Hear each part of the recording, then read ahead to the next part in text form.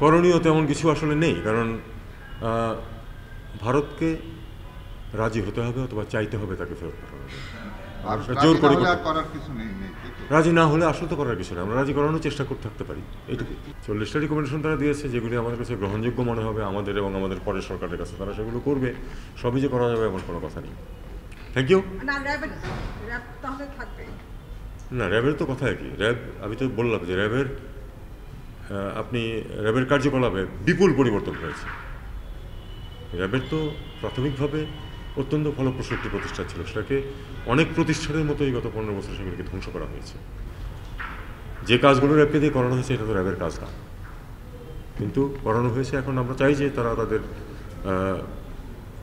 যদি সংশোধিত পর্যায়ে কাজ করতে থাকে যেটা দেশের স্বার্থে, তাহলে তো আমার প্রতিষ্ঠান নষ্ট করার কোনো প্রয়োজন নেই।